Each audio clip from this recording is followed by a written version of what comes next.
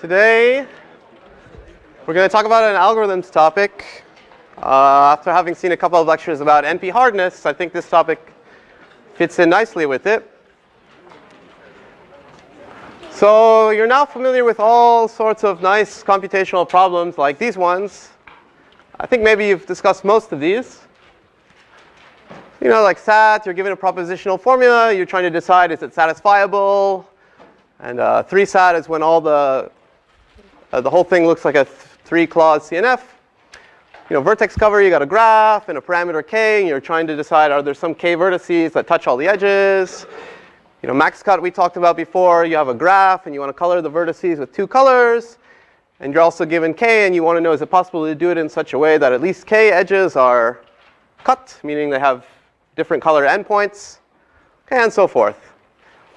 So these are all very basic algorithmic problems that we would like to solve. Unfortunately, this one is NP-complete, and this one is NP-complete, and this one is NP-complete, and they're all NP-complete. Which looks very depressing, you know, like we figure all this stuff out, and then it turns out that everything is NP-complete, and therefore, presumably, or possibly impossible.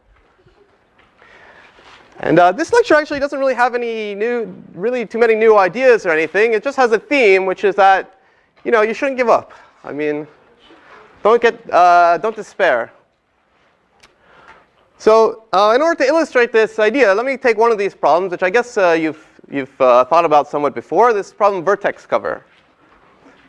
Okay, so this is a very basic algorithmic problem. You're given a graph, G, and a number k, and you're trying to decide whether or not the graph has a vertex-cover of size k, or at most k. And remember, vertex-cover is kind of a funny, I don't know if it's named very well. It's a subset of the vertices that touches all the edges. So vertex-cover is a bunch of vertices, but it's trying to cover edges. So for example, if this is the graph,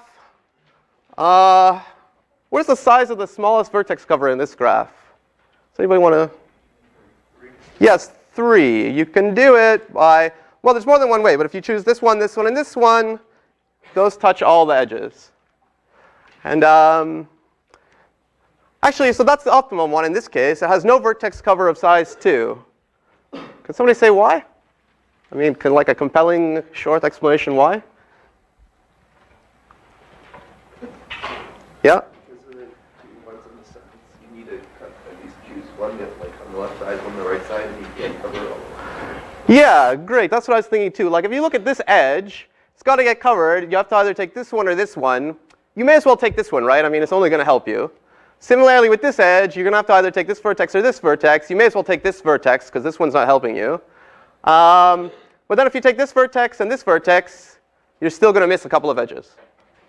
Okay. Actually, another way you could say it is if you look at these 3 yellow edges I highlighted here, they don't share any vertices at all. So there's no, like, you know, cost savings you can get. You have to pick at least one vertex for each of these yellow edges, for example. Okay, so on this little graph, it wasn't so hard. We identified the smallest vertex cover is of size 3. But you know, when the graph gets bigger, it becomes more challenging. So as you know, this vertex cover problem is NP-complete. And one way you can think of what that means is the following. Assuming that p does not equal NP, which is a well-known and standard assumption, it means there's no algorithm that runs in polynomial time and solves vertex cover. So in particular, has the property that for all graphs G, it finds the minimum size vertex cover. There can't be any algorithm like that running in polynomial time. Otherwise, you could solve vertex cover problem in polynomial time, and p would equal NP, because vertex cover is NP-complete. So this is the sad state of affairs that we're up against, even though we might actually, you know, want to solve this problem. So you know, we shouldn't just go home and cry and say, well, I can't solve it, so I'm just going to give up and not do anything. You should still try to do something. And you can try to do some things by relaxing maybe each of these things highlighted in yellow down here. So the first thing you might try is to find an algorithm that solves the problem not in polynomial time. Well, of course, you can always do that. I mean, you could just try all possible subsets of vertices, see if they're a vertex cover, and pick the smallest one. You know, if there's n vertices, there's 2 to the n subsets, so that would take you about 2 to the n time. So that's kind of like the baseline. That's very slow. Even if n is like 50, you're not going to be able to do that. But you might actually want to solve vertex cover on a graph of size 50. So maybe you can do better. For example, maybe if you figure out something smart, you might figure out an algorithm running in time 1.5 to the n.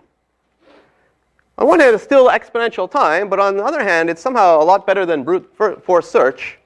I mean, this is better by a factor of 3/4 to the n. Or maybe you could find an algorithm running in time 1.1 to the n, or even 2 to the n to the 0.1. None of these are polynomial time. But I don't know, if you have like a really small graph and you really care about, for this one graph, like on 100 vertices, what's its smallest vertex cover, which you might, then 1.1 to the n time would be quite OK in that case. So you're not going to be able to use this kind of thing to solve a vertex cover on graphs with 1 million vertices, but maybe you could still do something. And in fact, this is not just hypothetical. Actually, people work on this. And like the latest and greatest from 2010 is there's an algorithm for vertex cover running in time 1.28 to the n. For all graphs. Yeah, for all graphs. Yeah, it finds the minimum vertex cover in this amount of time. So it's something clearly smart is going on. I mean, it's doing a lot better than brute force search. But OK, it's still not polynomial time. So I mean, you can't expect to run this for graphs on size even 1,000. But it's better than nothing. OK, you might also try to say, OK, well, I do want polynomial time. I want to be efficient. But maybe I won't try to solve vertex cover on all graphs. Maybe that's too ambitious. For example, you could look at special cases. You could find the minimum vertex cover on trees in polynomial time. That's actually a nice problem for you to think about. Or on bipartite graphs, you can also solve it in polynomial time. That's also a nice problem for you to think about.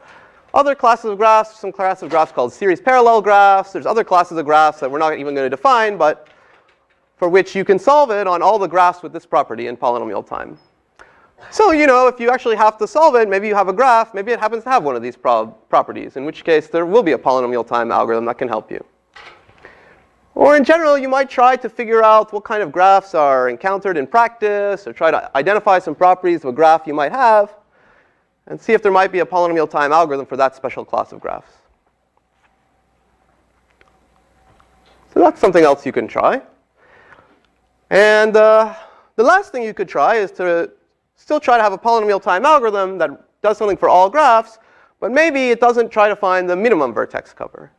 And actually, it's this third relaxation that we're going to talk about mostly today. And this kind of area of relaxation, or like a way to kind of combat NP hardness, is called approximation algorithms.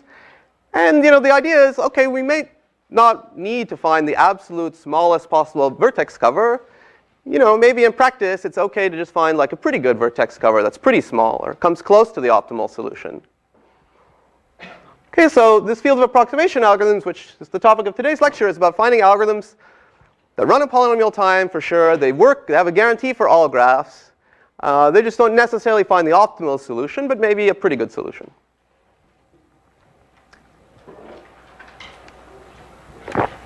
And let me give you an example. We'll get into this example in more detail later, but just so it's more clear what I mean.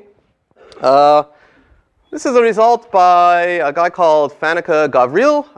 This is what he looks like now. In 1976, he was much younger. I think he even might have been a graduate student at the time. And he proved the following result. There is an efficient polynomial time algorithm. It's very efficient, actually, such that given any graph, it outputs a vertex cover, a set of vertices that covers all the edges, whose size is at most 2 times the size of the smallest vertex cover. So if you give it a graph on 1 million nodes, and hypothetically say it has a minimum vertex cover of size 20, his algorithm will guarantee to find a vertex cover of size at most 40. Okay, he doesn't find the smallest vertex cover, but it's better than nothing. And we'll see it's actually a very nice algorithm. And this kind of theorem is called a factor 2 approximation algorithm for vertex cover. The factor 2 refers to this 2 here. It's the ratio between the size of the optimal solution and the size that's guaranteed by the algorithm. Okay, so this means it's never more than a factor 2 worse times the optimal vertex cover. We actually saw another similar example of this back in lecture 10. concerning my favorite problem, max cut. This is a slide from lecture 10. The max cut problem, if you recall, you're given a graph. You have to color the vertices yellow and blue. And you're trying to have as many edges as possible have different color endpoints. This is like you're trying to divide the social network into two teams such that you break up as many friendships or maybe as many enemy ships as you can. In this example, you cut almost all the edges except for this one yellow edge. And if you recall, we had, well, one thing to say is that finding the maximum cut is NP hard.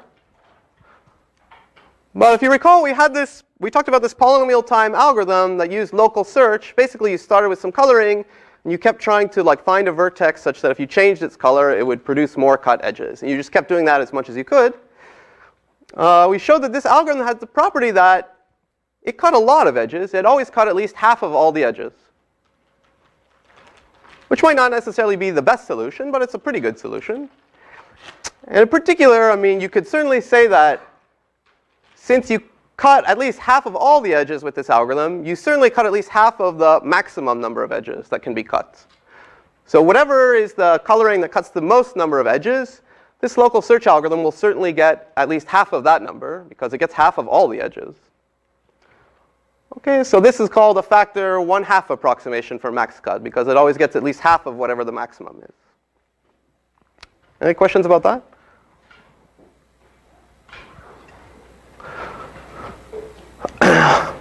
Actually, for this max cut problem, I'll just tell you for fun. In '94, these two guys, Gomez and Williamson, gave a polynomial time algorithm that's a 0.87856 approximation. So whatever the best two coloring is in terms of cutting edges, their algorithm is guaranteed to get at least 87.856% of that. It's a very beautiful geometric algorithm. I mean, it's too hard to discuss in this class, but I might say something about it eventually later in this course. Okay, so I want to start talking now about some approximation algorithms and just give you some examples. There's one very annoying technicality though that I have to discuss. This technicality is about the difference between decision problems and just problems or optimization problems. So this is a little bit annoying, but we should go over it. So if you remember the definition of NP, it's like a class of languages or a class of decision problems, yes/no problems. Right, if you remember all these problems like 3SAT and clique and max cut and so forth, they're all yes/no problems. Like for 3SAT, you're given a formula, is it satisfiable, yes or no? Or Vertex-Cover, you're given G and K, and you have to answer yes or no, is there a Vertex-Cover of size at most K?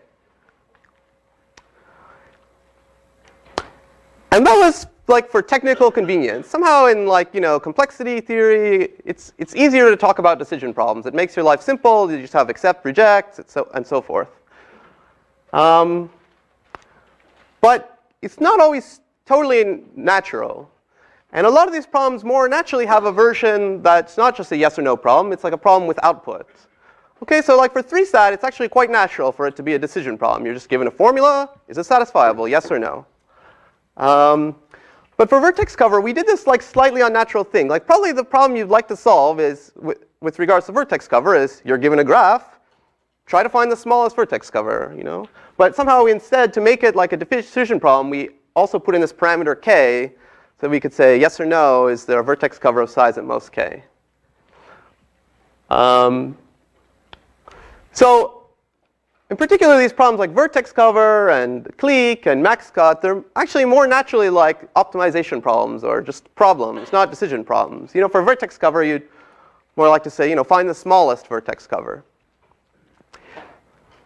And actually, even 3SAT and this other one, Hamiltonian cycle, have a somewhat natural optimization version. Like for 3SAT, you're given a bunch of ORs of 3 variables or negations. The decision problem is there a truth assignment that satisfies all of these ORs? You could ask, find a truth assignment that satisfies as many of these ORs as you can. That'd be kind of natural. Or for this Hamiltonian cycle problem, remember Hamiltonian cycle is you're given a graph and you want to know is there a cycle that touches all the vertices exactly once. The optimization version of this problem is called TSP. I guess you talked about this too. Here you're given a graph, and not only does it have edges and vertices, the edges have costs or distances. And you're trying to find the cycle that passes through all the vertices that's the cheapest or the shortest.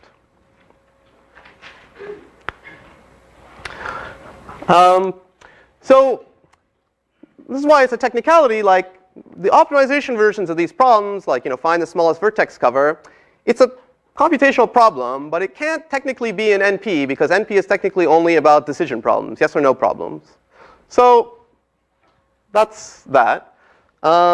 These problems can still be NP hard. I guess we only officially define NP hard for decision problems, but you can talk about an optimization problem being NP hard as well, and it has the same definition. Like a problem is NP hard if it has the property that if you could solve it in polynomial time, then you could solve every NP problem in polynomial time. Okay, so it's basically a technicality. I don't want to dwell on it too much, but you do have to pay some attention to it because most of the time we'll think or talk more about the optimization versions, but when you're talking about NP and NP complete and so forth, it's best to stick to decision versions. Any questions about this? Kind of an annoying comment, but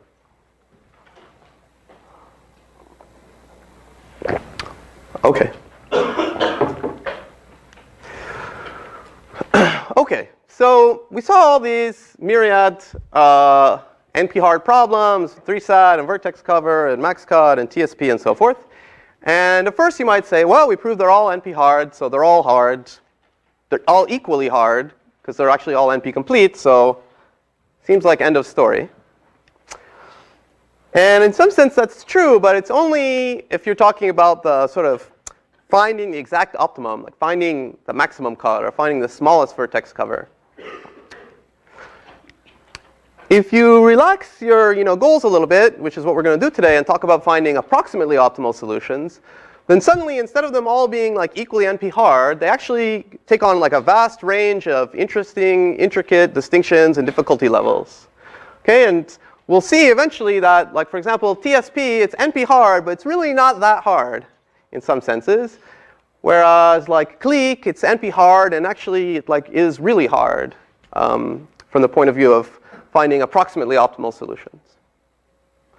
Okay, so just the moral here is just because things are NP hard, it's sort of not the end of the story, and it's not the final word about how difficult these problems are.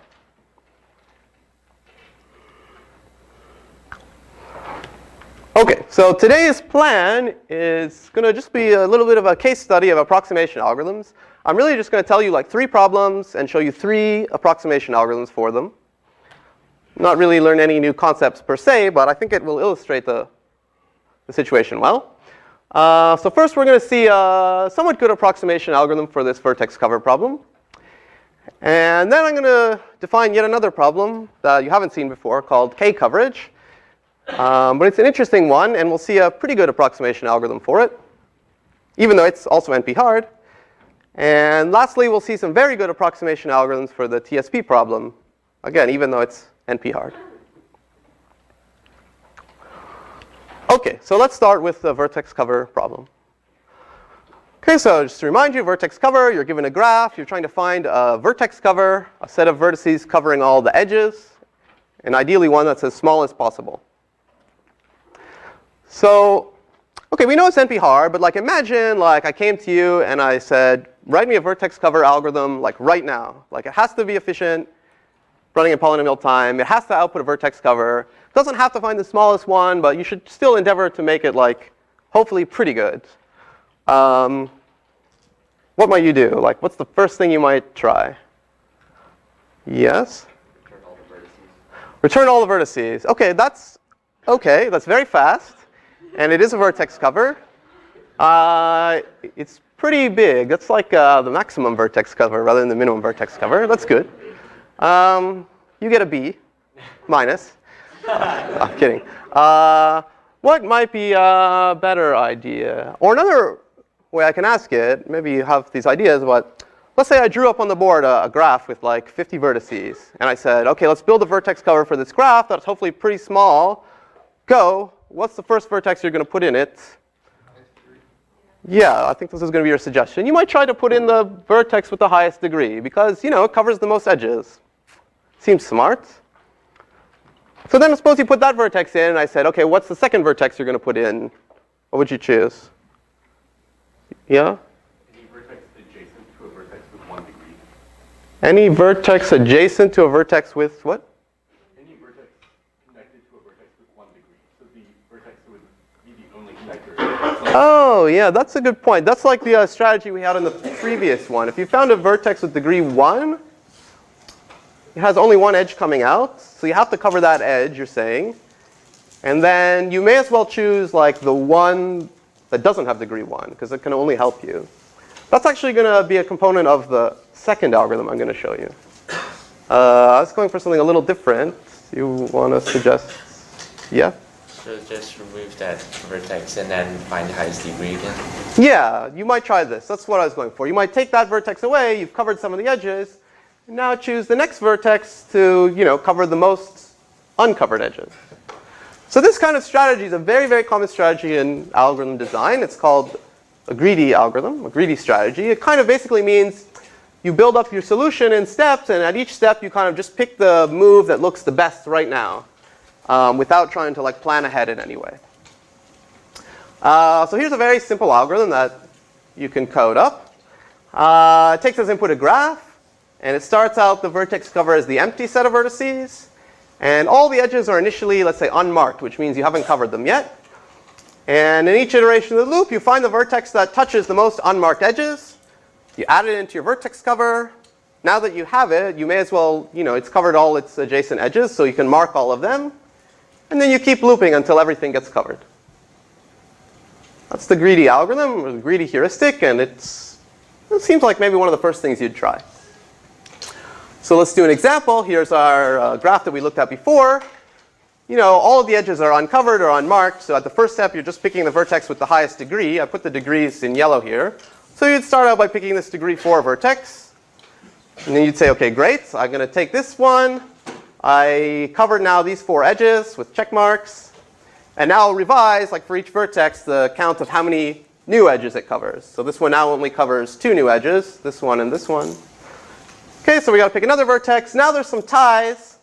It doesn't matter. Let's say you just break ties however you want. It doesn't matter. So let's say we choose this vertex next. OK, and now it covers these 2 edges, so we'll mark them. We revise how many edges are covered by each vertex. Now there's a clear choice for the third one. This guy covers 2 unmarked edges. These 2 vertices only cover 1. So we'll take this one, covers these 2 edges. And now we say, aha, everything is covered, so we're done. And we output these 3 vertices. OK, and this gave us a vertex cover of size 3. And actually, we saw this graph before, and that's the optimum. So looks good. We did it. I mean, we found a very good vertex cover here. OK, so that was just one graph. Now let's try to do an actual analysis of this algorithm. And when you're analyzing approximation algorithms, there's always 3 things you have to think about. The first 2 things are the things you think about for every algorithm. Is it correct? And what's its running time? And the third thing when you're talking about approximation algorithms is what can you say about its solution quality? Now I should say here for correctness, by correctness I mean that it has to output a vertex cover. I'm not saying it has to output the smallest vertex cover, but it has to output a set of vertices that legitimately touches all edges. And that's true for this algorithm, right? Because basically it keeps going until it's got a set of vertices that touches all the edges. So that's correct. What about the running time? Well, it's a pretty simple algorithm. And it's not hard to see that, for example, it runs in polynomial time. And a lot of the time for us in this class, it's not like a sophisticated algorithms data structure class. We're just going to say that's good enough for us.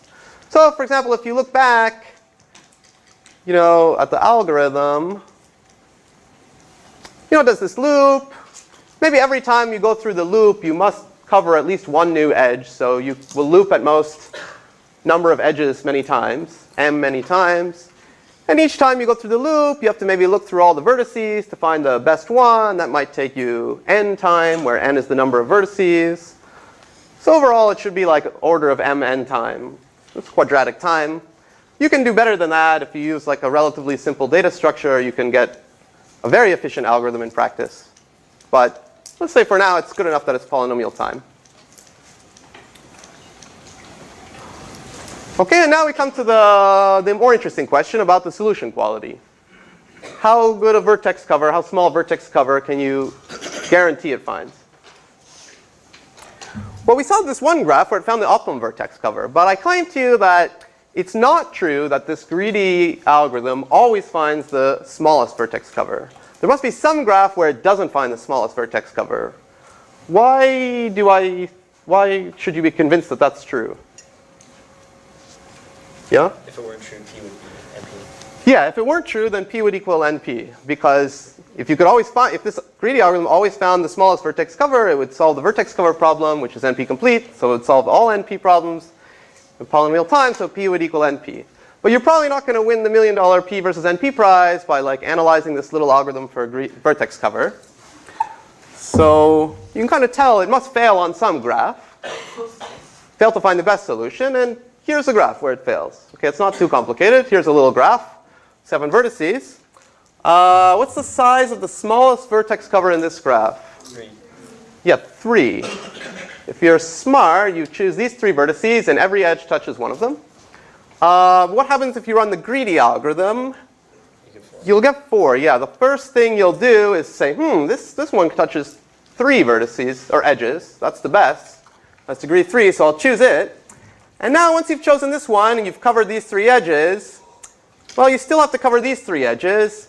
And they don't touch each other at all, right? So there's no savings you could get. You're going to have to choose one vertex from here, one vertex from here, one vertex from here. Maybe you break ties somehow, but it doesn't matter. The greedy algorithm is going to choose 4 vertices. Okay, well, I mean, it would have been greedy for us to assume that this greedy algorithm is optimal. And indeed, here's a simple case where it doesn't find the best solution. In fact, you can say something a little bit more careful already about the quality of this thing as an approximation algorithm.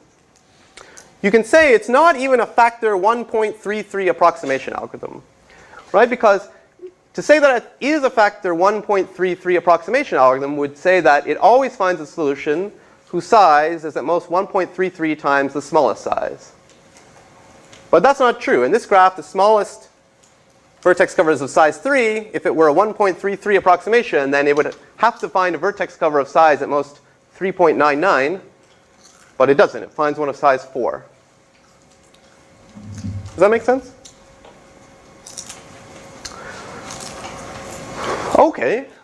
So if this is as far as you've gotten in life, you can actually have 2 choices. You can try to show that it never finds one that's bigger than 4/3 times the optimal. Or you can try to see if maybe there's an even worse graph where the greedy algorithm does worse. Yeah, it turns out there's a worse graph. It's like this. So what's the size of the smallest vertex cover in this graph? 5. No. B minus. No. But you see, vertex cover is a hard problem, right? Once you get to like actually even like a little graph with 30 vertices or whatever, it's not so clear what the smallest vertex cover is. Anybody else want to guess? 12. Yeah. Okay, you're pretty good. It's actually 12. Very good. Well, you even like identified it and counted it. Like 1, 2, 3, 4. Yeah. As it happens, this is the smallest vertex cover. If you squint for long enough, you'll see that every edge touches one of those yellow vertices. But if you run the greedy algorithm, what will happen? At first, you'll choose these 2 vertices because they have degree 6. Whereas like these guys only have degree 4. So first you choose these 2. These guys will have their degree go down to 3. But these guys have degree 4. So then you'll choose these ones.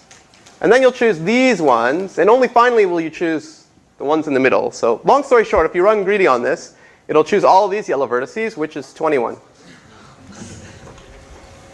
So you could say, well, that's kind of bad. In fact, 21 over 12 is like 1 3/4. So you can say that greedy vertex cover is not even a 1.74 approximation. Any questions? So then you might say, okay, that's a little worrisome. You might try to find an even worse graph. And I cannot draw it, but it's actually a very nice problem to think about. It's not on the homework, but it could have been. So we know it's not a 1.74 approximation algorithm because of that previous example. In fact, it's not even a 2.808 approximation. Maybe the next graph that you'd find if you kind of figured out what was going on in that, figured out the idea behind that might give you this factor. It's actually not even a 3.14 approximation. It's actually not even a 42 approximation or a 999 approximation. Actually, for every constant c, it's not a c approximation. So greed is bad for vertex cover. So what does that mean? Just to clarify what that means.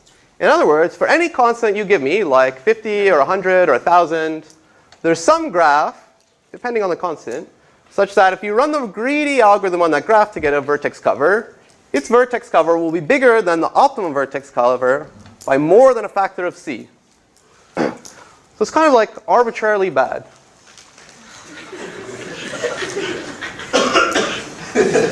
So we need a superhero to save us, because that was a very nice algorithm, it seemed, but it's actually very bad. I mean, there's graphs where it performs terribly. Okay, so Gavril will come to our rescue. He had a different algorithm. And it was a little bit like the algorithmic idea suggested there.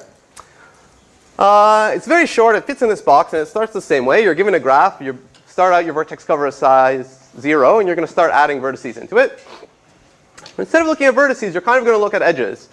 So as long as there are no edges that are, there's still edges that are not covered, you just pick any uncovered edge at all. This step doesn't matter. Pick any one you want. Call it VW. And now you look at this VW and you say, OK, this edge has to get covered eventually. So I have to choose either V or W. So you might think, OK, I have to decide, am I going to take V or am I going to take W? And Gavril does the following. He takes both V and W, which looks a bit weird. I don't play chess, but I kind of like to read about chess, even though I don't play it at all. And like, if you read about chess games, like, they have this annotation where, like, after a move, they'll put, like, sometimes question mark, meaning, like, that was probably a dumb move. And, like, this looks pretty dumb because you only need one of them. Why did you take both of them? But actually, there's the other one, exclamation mark, which means, like, actually, this was a very smart move. And we'll see, this is actually, it looks dumb, but it's a very smart step in the algorithm.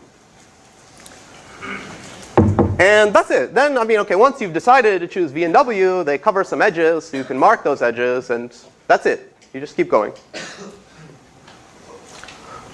OK, so let me illustrate this algorithm, this Gavril algorithm, on our same old graph. OK, so it starts out, everything's uncovered. It picks an arbitrary edge, so maybe it picks this one. And then that has two vertices, and Gavril takes both of them. So we take both of them, and we say, OK, at this point, at least we've covered this edge and this edge. Now it picks any other edge, maybe this one, and takes both its endpoints.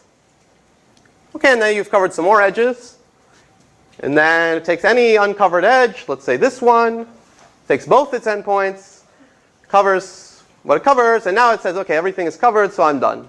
OK, and it outputs these 6 vertices as its vertex cover. So the smallest is of size 3. We saw that several times. And the Gavril algorithm finds a vertex cover of size 6, which does not look so smart. In particular, we know that this Gavril algorithm, therefore, is at best a 2 approximation. But sometimes it returns a solution that's 2 times worse than the optimal solution. OK? Well, if you remember the original slides, have this theorem. Actually, this Gavril algorithm is a 2-factor to approximation algorithm for vertex cover. So this is like the worst possible case, the one we saw before. OK, so I'll prove this to you. It fits on one slide. It's an easy proof. Any questions at this moment? Yeah? Why doesn't he like have additional heuristics, like a second pass and cleaning up at like useless nodes or useless vertices? Yeah, you may ask. So there's a number of things that you could do to make this algorithm better, and probably you would do if you're doing this algorithm in real life. For For example, the algorithmic idea suggested back here was, let's say you choose an edge with this Gavril algorithm, and you notice that one of its vertices has degree 1. Like, this is the only edge that it touches.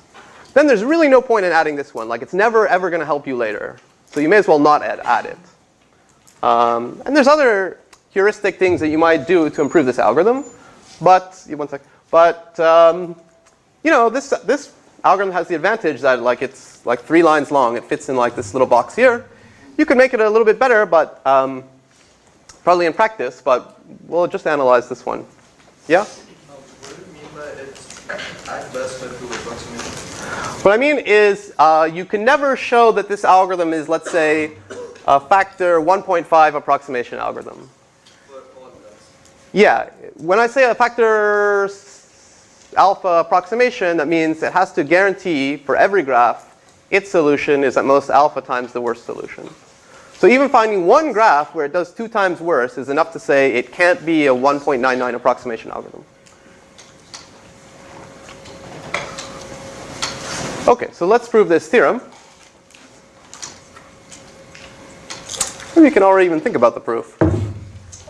So let's say we have some graph, and we run this Gavril algorithm on it, and it does t iterations of the while loop. So what is the size of the final vertex-covered outputs? 2t, right? Because every time it chooses an edge, it chooses both vertices. OK, so it goes through the loop t times. So it picks t edges in the course of the algorithm. And let's just call them e1, e2, e3, up to et.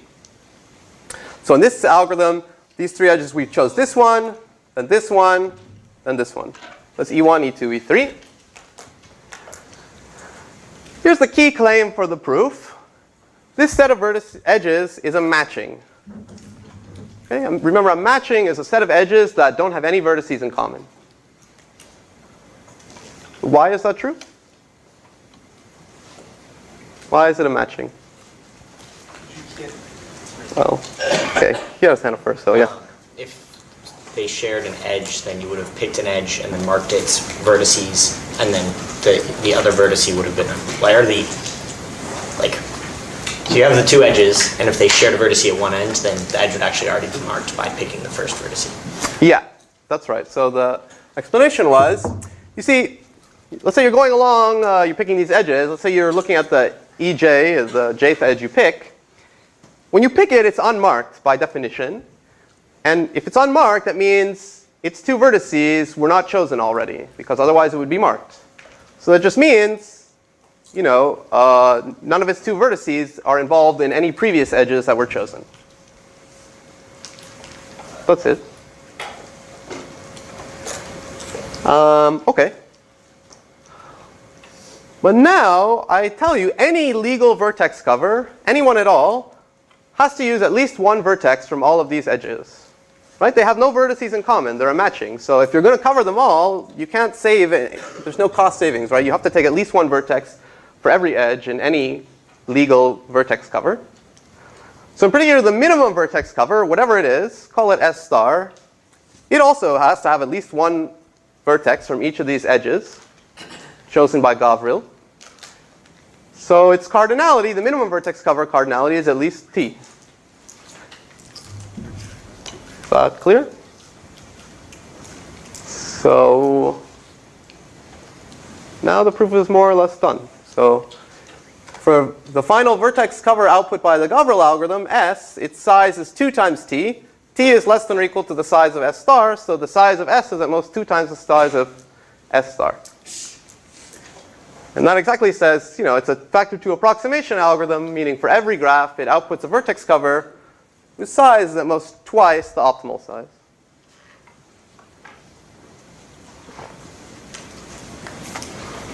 OK. Any questions about that?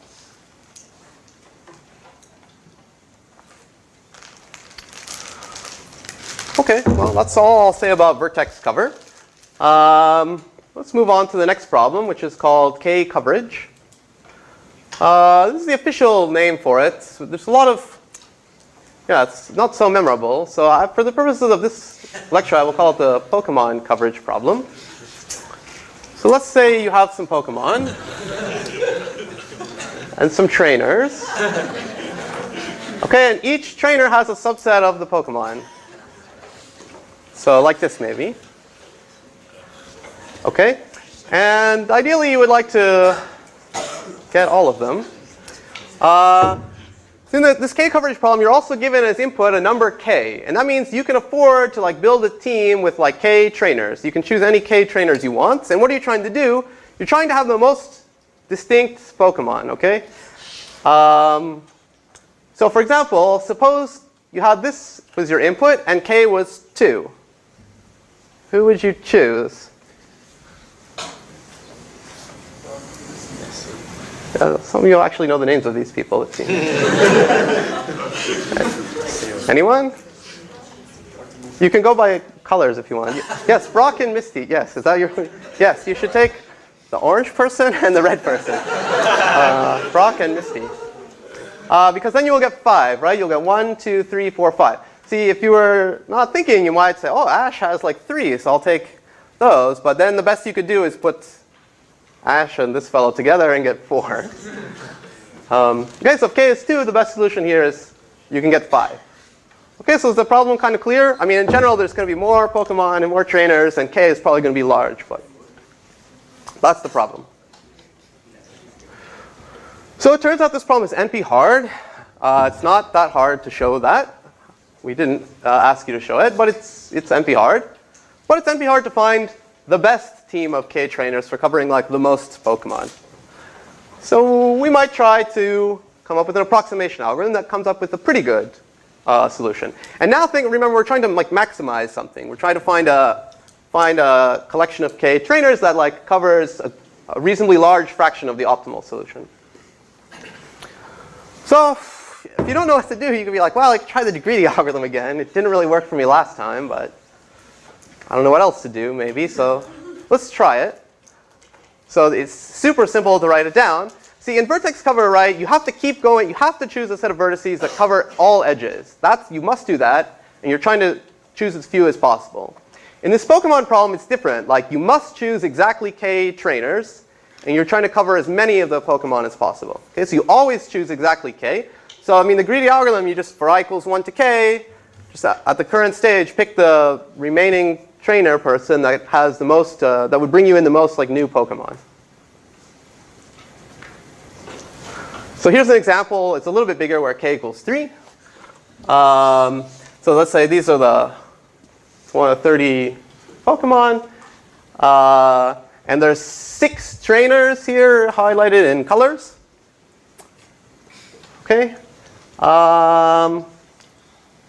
Anybody guess what is the optimum you can achieve?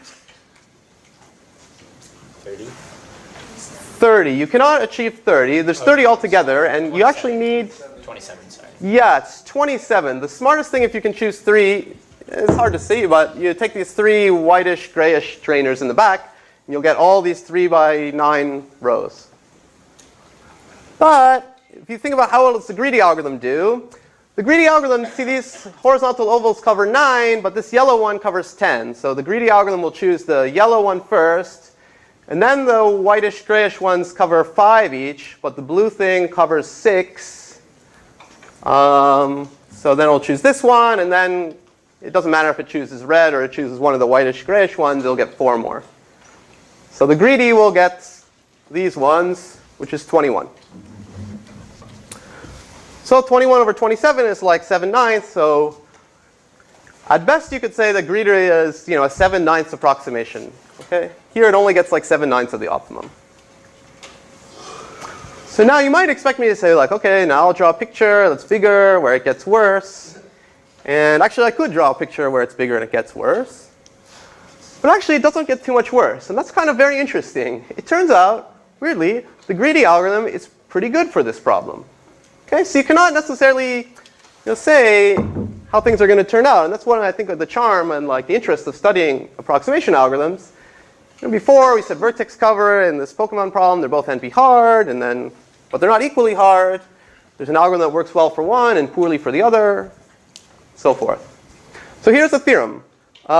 This greedy algorithm is a 63% approximation algorithm.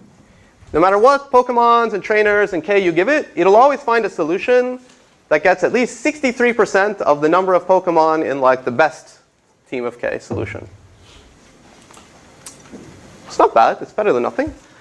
Actually, it's even a little bit better than 63%. It's 1 minus 1 over e, where e is this, base of the natural logarithm, 2.71828182884, etc., which is about 63%. That actually already looks kind of amazing to me. You have this very simple algorithm, and then something about e shows up. So this is actually a pretty good algorithm. This is the proof. You don't have to read it. You can read it if you want later. We don't have so much time, so I'm not going to prove it. But I wrote it just to illustrate. It's not very hard. I mean, I could do this proof in like 10 minutes or something with you. But yeah, so I mean, you can analyze this greedy algorithm, and it gets this 63% guarantee, and that's pretty nice. Any questions? Yeah? I mean, is there a general method of like guessing, given an algorithm, what kind of approximation it is? Or Yeah, that's a great question. The question was, is there a general method? I mean, if you're given like an algorithm or like a heuristic for an NP-hard problem, guessing what quality of approximation it guarantees? Answer, no. There's no general method. Every single time, every single problem, you got to use your brain and figure things out. First thing is probably try to find some specific examples, like concrete small examples where it doesn't do too well. Try to find worse examples, and maybe after a while you'll find you won't be able to find any worse examples, and then maybe you'll try to switch to trying to prove that it guarantees you some pretty good approximation factor. But yeah, it's every different problem is a new problem. Okay, so that's all I'm going to say about the Pokemon, or the K-coverage problem. And the third problem in our case study is TSP. Okay, so TSP stands for the traveling salesperson problem, but we usually say TSP because it's shorter. Sometimes we say TSP problem too, even though that's a little redundant. There's actually many variants. I mean, if you look up the definition, you might find different definitions, which is a little bit annoying. I'm going to tell you the variant that I think is the most natural variant, the most logical version of the problem. Technically, it's called metric TSP, but forget about that. Just think of this as the TSP. I think this is the natural version of the problem. You're given a graph, and the graph has edge costs. Each edge has a cost on it. And you usually think of these as like cities, and the edge costs are like distances. And what are you trying to find? You're trying to find what's called a tour, which is just a walk in the graph that starts and ends at the same place, and it visits all the cities at least once. Okay? Sometimes you look at the definition, it says exactly once, but let's say at least once. Because really, this is the most natural thing. Like if you're literally a traveling salesperson, and you're based in Pittsburgh, and you have all these cities you can visit, you have to go around to all the different Buffalo, Cleveland, etc. And you can visit a city more than once if you want. Like if it's cheapest to go through Harrisburg to get to Philadelphia, and you've already been to Harrisburg, that's fine. You just have to start and end at the same place, and you have to hit all the destinations. And of course, your goal is to minimize your total cost, which is the sum of all the edge costs on the walk that you took. Okay, any questions about the problem? I'll even do an example. Okay, so here's an example. Actually, if you have a good memory, this is almost exactly the Southwest Czechoslovakia example from our minimum spanning tree days, that lecture. So here's the graph, and let's say your home city is B. It actually doesn't matter. Since you're going to walk through all the cities and come back to where you started, any city could be your home city. So here's the cheapest tour. First, you go from B to V, that's 3. B to S, that's 5. S back to V, that's 5. V to K, 16. To H, to Z, to B. You still haven't got to T, so you better do a quick excursion to get T. You come back, and now you're done. Okay, and the total cost was 71. Actually, it's very hard for me to find the minimum cost here. I had to write the brute force algorithm to solve it, which is okay because there's only 7 vertices, so there's 7 factorial many possibilities. Okay, so any questions about this example? Okay, so it's NP hard to find the cheapest tour. But we got to do something. Before we get to that, though, I have to say that TSP is probably the most famous NP complete problem. Like, if you ever read like a newspaper article or like a popular book that somehow mentions like computational complexity or optimization or anything, they'll always mention TSP because it's easy to explain to people. You know, you're the traveling salesperson, you got to get around the best routes. You know, it actually comes up a lot in life. Legitimately, like, you know, UPS has got to take its truck and hit all these destinations and come back to the warehouse at the end. They actually solve these problems in real life. So it inspires a lot of things. Textbooks devoted entirely to TSP. This is merely the best textbook entirely about TSP. There's many others, all about TSP. Inspires popular books like you know, this is a nice book that came out recently that's trying to explain like computational complexity to the average interested person, and like the main you know, venue by which they try to explain it is through TSP. I guess this is probably a TSP for the US capitals, the continental US capitals. You know, it's like a fun puzzle. Like you found this like picture. This is a museum, and this is Turkey. And they have like a peg for like a bunch of cities, and they like pre-computed like this is like a math museum, the shortest TSP, and they make like a rope of that length, and then like you have to try to like wind the rope around the pegs to like get all the way back to the original city. So here's some kid playing with it. Inspired movies. There's a movie called Traveling Salesman. This is the poster.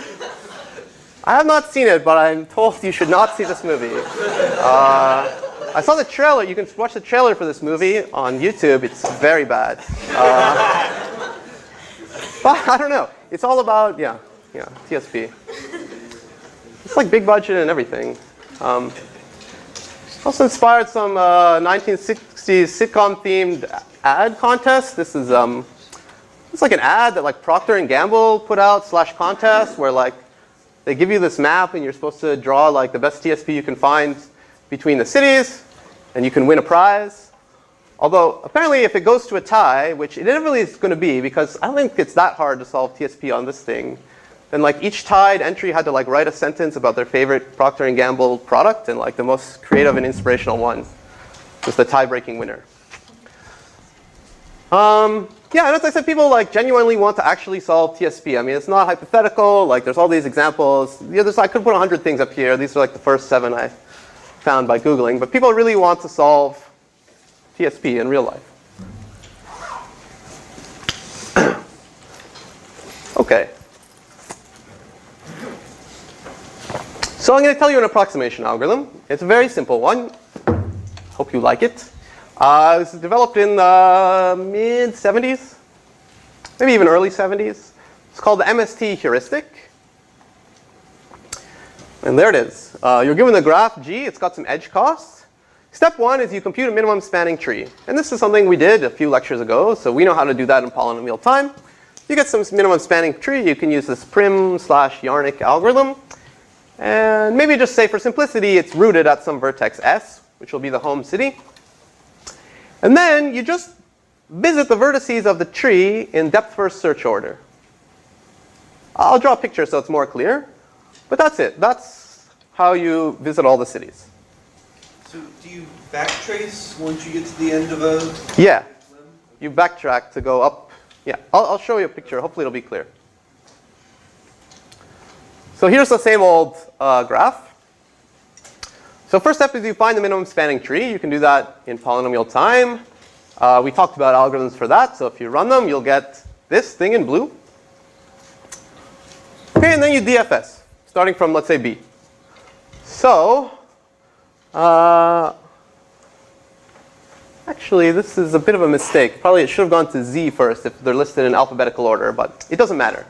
Let's say you go to V, and then you keep going to S.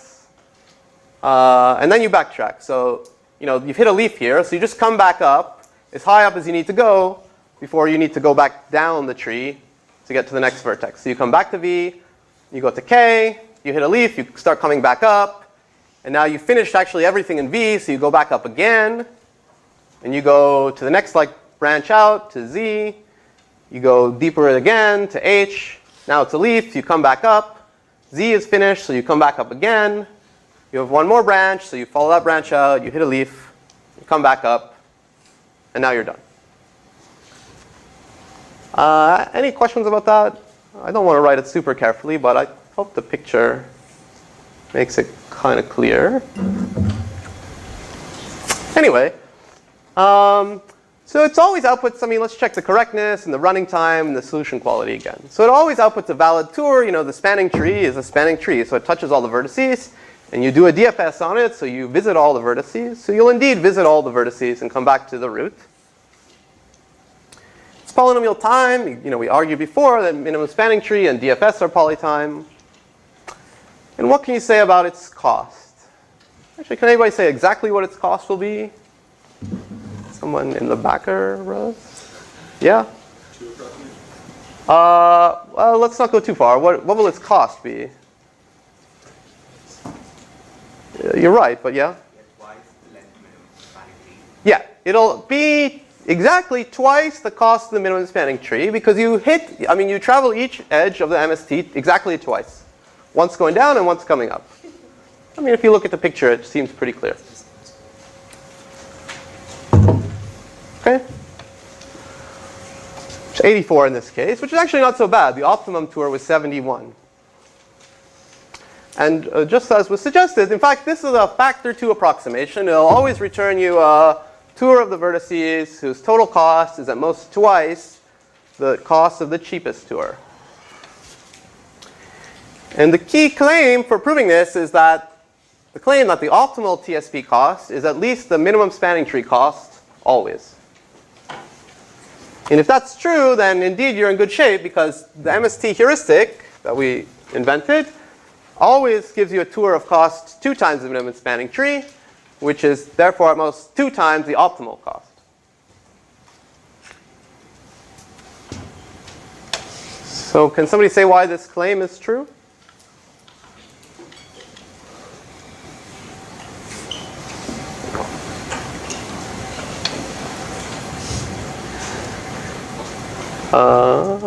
Someone new? Yeah. Well, suppose not. You can just take the cycle we have, break open an edge, and you have like a spanning tree that's even smaller.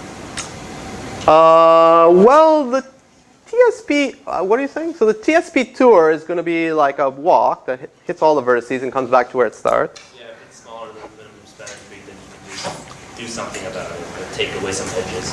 Yeah, it's kind of, it's pretty simple. Like, it's hard to even say because it's kind of simple.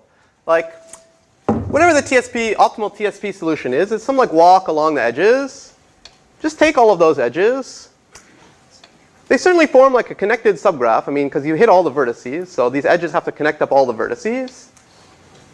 You know, it's going to be more than a spanning tree, actually. It's because it's going to have the cycles, but those edges themselves have a spanning tree inside them. I mean, you could just start deleting edges from them, not increasing the number of components. Or take any spanning tree just for these edges, and you'll get a spanning tree, which still touches all the vertices. By definition, its cost is at least the cost of the minimum spanning tree, and it's just some of the edges in the original tour. So the original tour had cost at least that MST cost. Okay, any questions? All right, now one thing that Anil always likes to ask is, can we do better? Answer is yes. So there's this person, Nikos Christophides. This is what he looks like now, but in '76 he was a younger person. He was a faculty at Tepper, the business school where they do operations research. And he came up with an algorithm, a polynomial time algorithm, that's a factor 1.5 approximation. For every instance, it finds you a tour that's at most 3/2 times the length of the optimal tour. It's a very nice algorithm. It's not too hard. If I had like 30 minutes, I could tell you about it, but I don't. So I'll just tell you some of the ingredients. It uses this MST heuristic, but it does something a bit smarter than DFSing on it. It uses this concept from the homework, the enjoyable graphs. It's actually called Eulerian graphs. It uses that as an idea.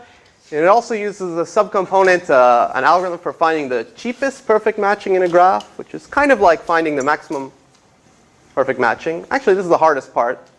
So it uses these ingredients in like a somewhat simple way, and it has this approximation guarantee. So that's a very nice algorithm that people use. In fact, there's a way you can do even better than this in a special case. Okay, let me just mention to you about a special case of TSP. This special case, the math name is Euclidean TSP, but it's a very natural special case. It's just a case where the graph is like drawn on the plane, like in a piece of paper. The points are just points in R2, and the costs are just the straight line distances. So it's kind of like the case that like would maybe most naturally arise if you really had, I don't know, graphs and like the distance was just the straight line distance. This special case is still NP-hard, even though it's a special case. But there are very nice approximation algorithms for this special case. So actually in 1998, these two people, Aurora and Mitchell, independently discovered the same algorithm, like at the same time. And in particular, their work implies that there's, for this special case, there's a polynomial time algorithm that gets a factor 1.3 approximation algorithm. Actually, they can give you better, though. They can also give you a factor 1.1 approximation algorithm, still in polynomial time. In fact, they can actually give you a 1.01 approximation algorithm, still in polynomial time, and a 1.001 and a 0.0001 approximation algorithm, still in polynomial time. So this means like they have a polynomial time algorithm. You give me a TSP instance that's really just drawn on a piece of paper where the distances are the straight line distances. They'll find a tour that's at most like 0.01% larger than the best tour. That's pretty good. Is it really like arbitrarily close to 1, or is it? Yes, it's really, yeah. It's arbitrarily close to 1. Perceptive question. In fact, for every epsilon bigger than 0, they can give you a polynomial time algorithm that gets at most 1 plus epsilon times worse than the best tour, which is pretty great. Something has to give a little bit here. I mean, you cannot get factor 1 because that would mean you're solving it exactly, which is NP-hard. But they can get like arbitrarily good guarantee. The thing that breaks a little bit, though, is the running time. Like the smaller epsilon is, the slower the algorithm is. But for any constant epsilon, it's a polynomial time. OK, so this algorithm is also not super hard, but we don't have time to discuss it here. So that really says, like, it's NP-hard, but somehow it's not that hard. And in fact, in real life, it's only kind of medium hard. And like, this is a map of like all the cities and towns in. Anybody know this country? What country does this look like? Sweden. Sweden, yeah. Kind of. Yeah, it's Sweden. This is all the cities and towns in Sweden. And like they put just like the straight line distance between all of them, and they found the solution for this thing. It has like 30,000 vertices, which is pretty good. This is actually the optimal solution. So you can't solve Euclidean TSP when n is like a million, but you can still solve it when n is like 10,000, which is pretty good. So this is the sense in which, although it's NP-hard, you can still find very good solutions for it. And you can imagine, right? Like, it's not so important probably that you find literally the shortest tour, right? If you find a tour that's like at worst like 0.1% larger than the shortest tour, like any actual traveling salesperson is going to be fine with that. OK, so that is what we saw about TSP. And I'm going to end by talking about whether or not we can do better. So these are the 4 algorithms we saw: 2 approximation for Vertex-Cover, 1 minus 1 over E for the Pokemon one, and these 2 guarantees for TSP.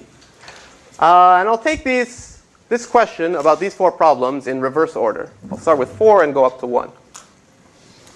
OK, so can we do better? Well, I mean, what more do you want, right? This is about as best as you could possibly imagine. So no, that's as good as you can get. So great. All right. So let's go back to the more general case of TSP, where you're given a graph with costs, and they don't necessarily correspond to like straight line distances between the points. And Christophides, this Tepper guy, gave us a 1.5 factor approximation. Can we do better? Well, On one hand, nobody's been able to do better than this 1.5 in the last 39 years, which looks bad. But I have to say, pretty much everybody who works on it strongly believes that we can do better. They have really genuinely validly good reasons for this. It's something like the following. They kind of know an algorithm that gets factor 4/3, but they can't prove it. They just, they're very confident it does, but they don't know how to prove it. And furthermore, in the last 5 years, there's been like a lot of progress on TSP approximation algorithms. They haven't quite solved this, but they made a lot of progress in special cases, and they made a lot of developments. So we don't know, but I strongly suspect that you can do better, and I bet in the next 10 years, maybe one of you or somebody else will find a better algorithm for TSP, approximation algorithm. Okay, let's go to the next one. This is the Pokemon problem, and we saw that the greedy algorithm, well, there's that one slide proof that I didn't read, but it showed that it always finds a solution that's at least 63%, or 1 minus 1 over e factor of the optimum solution. Can we do better? No, we cannot. Assuming p does not equal np. So how do I know that? How do I know that we cannot do better? It's a theorem that it's np hard to do better. It's kind of an amazing theorem. This is called an inapproximability result. And it says that for any number beta bigger than 1 minus 1 over e, like 64%, the computational problem, find a set of k trainers that covers at least 64% of whatever the optimum is np hard. That's like a known fact.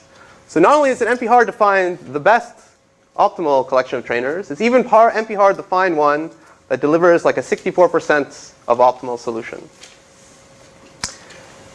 And how do they prove it? Well, it's the same way you prove anything is like np hard. It's a reduction from 3SAT or from SAT.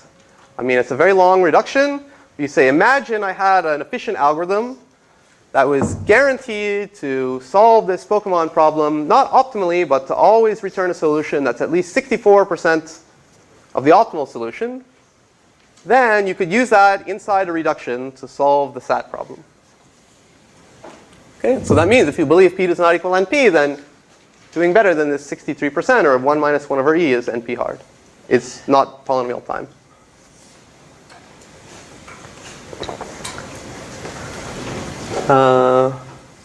This was proved by Feige in 1998. But it built on many, many prior works. I mean, it's ultimately, I told you, it's like a really long reduction. And like Feige kind of did the last piece. So they had like a really long reduction from SAT to like some other problem. And then like Feige did a reduction from that problem all the way to this 64% approximating coverage. Actually, Feige was also involved in the first reduction too. So it's a very involved reduction. Probably if you look at the length of the proof that it's correct, it'd be like 100 pages long. So, you should feel a little bit happy though in the homework. You're like maybe doing 1-page NP hardness proofs. Yeah, I mean, it's a very great theorem. It kind of exactly tells you how well you can approximate K coverage. And sometimes great theorems have difficult proofs. Okay. Last problem we'll talk about, which is the first problem we talked about, is Vertex-Cover.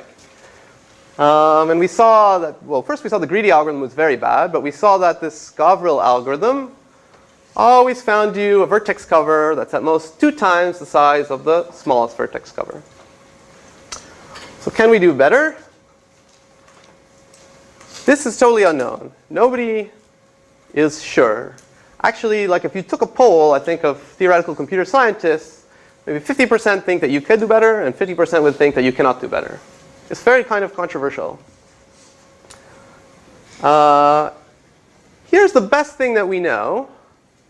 This is a paper by Eritinur and Muli Safra from 2002. Basically, it's NP hard to get a 1.36 factor approximation. Okay, and that's actually this number, 10 root 5 minus 21. This is also like a crazy, complicated paper, much like the last one. So this says, we know we can guarantee at most 2 times the worst. They're telling us not only can you not guarantee finding the smallest vertex cover, you can't even guarantee finding one that's at most 36% worse than the optimal one. it's NP hard to solve this problem.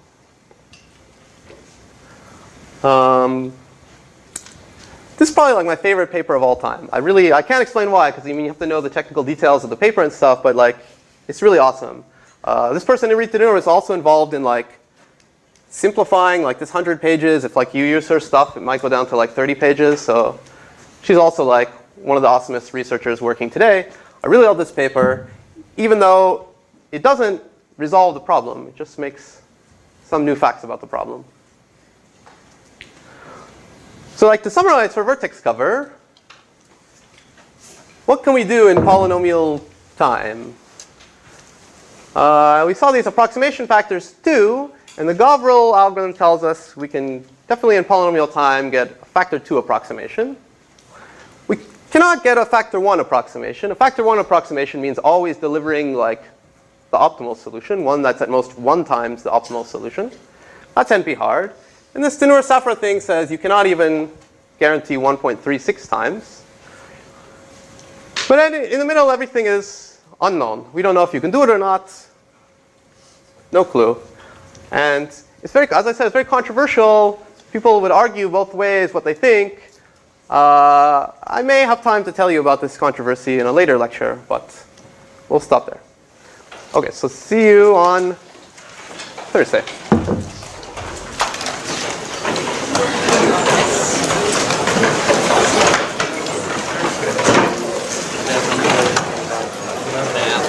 I don't know what to study.